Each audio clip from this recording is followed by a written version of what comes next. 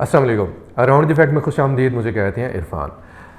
India की जो foreign policy है हमेशा बड़ी कंफ्यूजिंग किस्म की रही है। ख़ुद इंडिया को नहीं पता होता कि वो चाहते क्या हैं, और अक्सर औकात इससे इस फॉरेन पॉलिसी की वजह से शर्मिंदगी का सामना करना पड़ता है। अभी भी रिसेंटली एक बहुत बड़ी शर्मिंदगी का सामना करना पड़ा है, और वो शर्मिंदगी कैसे उनको सामना करना पड़ा है, ये न्यूज़ बड़ी अहम है। ये पहले आपके साथ ये न्यूज़ शेयर कर देता हूँ, उसके बाद आपको बताऊँगा कि ये न्यूज़ जो है ये टोटली पिक्चर को कैसे चेंज करने वाली है। अगर ये मुज़ाकरात जो तालिबान के और इंडिया के बीच में हो रहे हैं ये कामयाब हो जाते हैं। खबर पहले सुन ले। खबर ये है कि जो दीपक मित्तल हैं, जो इंडिया के एम्बेसडर हैं दोहा में कतर के लिए, उन्होंने मुलाकात की है शेर मोहम्मद अब्बास स्टैनिकज़ई से।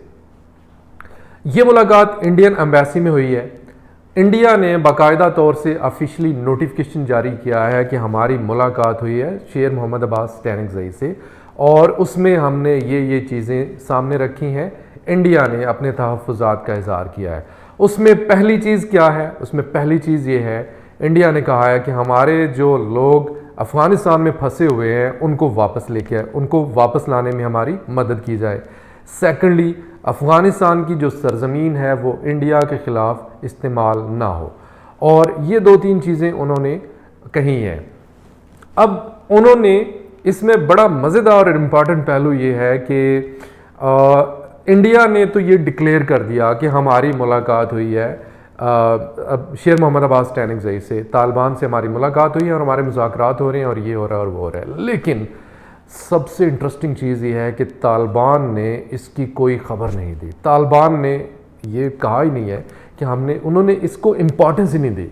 उन्होंने इस मीटिंग को इतनी इम्पॉर्टेंस नहीं दी कि उन्होंने ये कबूल तक नहीं किया कि हमारी मुलाकात हुई है। हालांकि उसी दिन उन्होंने कहा कि हमारी कनाडा के मिनिस्टर से मुलाकात हुई है, हमारी जो ये चाइना का एम्बेसडर है उससे मुलाकात हुई, एक दो मिनिस्टर का और भी जिक्र किया, लेकिन उन्होंने बिल्कुल ये तस्लीम करने से इनकार कर दिया कि हमारी मुलाकात हुई। हालांकि तालिबान जो हैं वो आपको पता है कि वो सारी बात मुंह पे करते हैं और बिल्कुल डंके की चोट पे करते हैं, तो उन्होंने इस मुलाकात का जिक्र नहीं किया। अब इस मुलाकात का, इन मुज़ाकरात का राइट नाउ जो सूरत हाल है उसके साथ क्या ताल्लुक़ है? अगर ये मुलाकात हो जाती है तो यूँ समझें कि टोटली गेम ओवर। अफ़गानिस्तान में जो तनहा गवर्नमेंट बनाएंगे वो सिर्फ़ और सिर्फ तालिबान बनाएंगे, उनको कोई भी रोक नहीं सकता। उसकी वजह, रोक तो खैर वैसे भी कोई नहीं सकता, उसकी सबसे इम्पॉर्टेंट वजह यह है कि जो नॉर्दर्न रेजिस्टेंस फोर्स है यानी NRF है, उसको अगर पूरी दुनिया में एक बेशुमार ममालिक में अगर कोई मुल्क सपोर्ट करता है या सपोर्ट कर सकता है तो वो है इंडिया।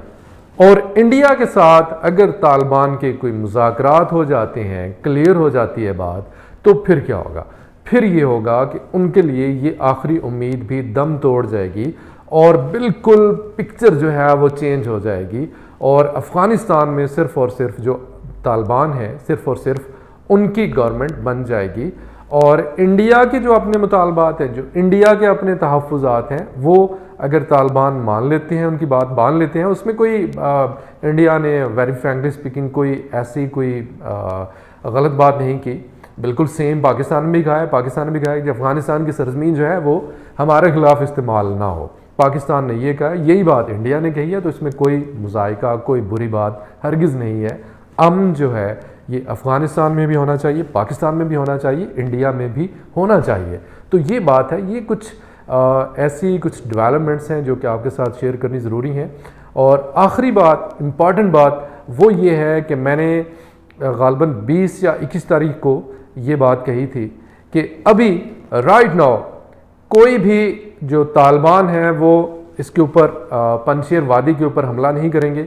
वो सिर्फ और सिर्फ वेट कर रहे हैं, और जैसे ही वेट ख़त्म हुआ, जैसे ही अमेरिकन फ़ौजी यहाँ से गए, तो उन्होंने पंजशीर वादी जो है उसके गिर्द घेरा तंग करना शुरू कर दिया। ये सारी डिटेल्स मैं पिछली वीडियो में आपको बता चुका हूँ, इनकी डिटेल में मज़ीद जाने की ज़रूरत नहीं है। लेकिन अभी आज मैं एक और प्रेडिक्शन कर रहा हूँ, और वो ये है कि इंडिया तालिबान के साथ, इनके साथ जो मुज़ाकरात करने जा रहा है, इनके साथ मुज़ाकरात जो हैं ये कामयाब होंगे, और ये तालिबान और इंडिया दोनों के हक़ में है। पाकिस्तान के हक़ में भी इसलिए है कि जो तालिबान है वो एक न्यूट्रल फोर्स है, वो उनको न्यूट्रल रहना चाहिए। तो अगर वो न्यूट्रल रहते हैं, किसी की साइड नहीं लेते, ना इंडिया की ना पाकिस्तान की, तो ये पूरे इस इलाके के लिए, पूरे इस खित्ते के लिए बेहतरीन काम होगा। और इंडिया जो है उसको मुनाफिकत बंद कर देनी चाहिए, क्योंकि वो एक तरफ तालिबान को टेररिस्ट ग्रुप और ये करके कह रहा है और दूसरी तरफ उनसे मुज़ाकरात कर रहा है। ये इंडिया का बेसिकली एक थोड़ा सा, जिसे कहते हैं, थोड़ा सा मुनाफिकाना चेहरा है, इसको ख़त्म करना चाहिए। और यही इसी अपडेट के साथ इरफान को इजाज़त दीजिए। खुदा हाफिज़। पाकिस्तान जिंदाबाद।